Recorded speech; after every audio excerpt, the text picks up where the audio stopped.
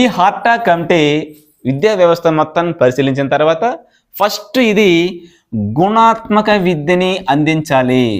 గుణాత్మక విద్యని అందించాలి. చూడండి, ఇక్కడ గుణాత్మక విద్య అంటే ఏంటో మనకు తెలియాలి ఫస్ట్.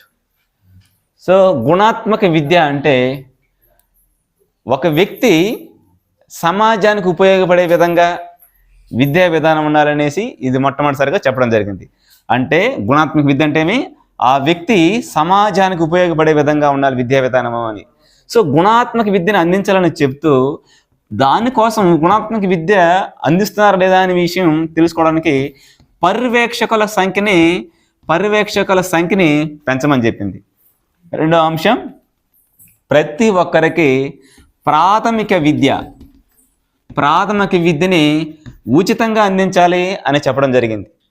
సో మూడో అంశం ఏం చెప్పింది? మూడో అంశం అపవ్యయం నిలుపుదల వీటిని అరికట్టడానికి సూచనలు ఇవ్వడం జరిగింది. వీటిని అరికట్టడానికి సూచనలు ఇవ్వడం జరిగింది.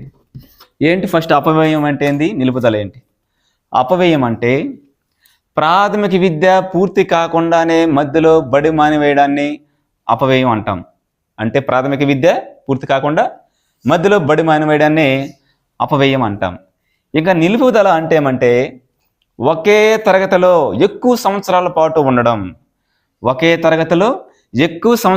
ఉండడాన్ని నిలుపుదల అంటాం. అంటే పై తరగతిలో పోకుండా అక్కడనే నిలపకూడదు వాడిని.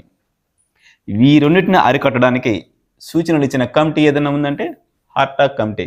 గుణాత్మక విద్యకు ప్రాధాన్యతనిచ్చిన కమిటీ ఏది అంటే హార్టాగ్ కమిటీ. ఓకే, ఇంకా ప్రాథమిక విద్య గురించి అందరూ చెప్పడం జరిగింది, అది కామన్ పాయింట్.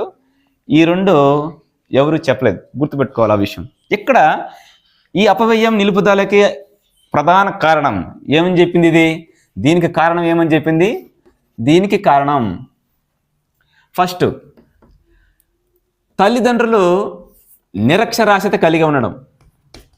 నిరక్షరాస్యత ఎవరు? తల్లిదండ్రులు నిరక్షరాస్యత ఒక కారణం. రెండవ కారణం ఏమని చెప్పింది? పేదరికం.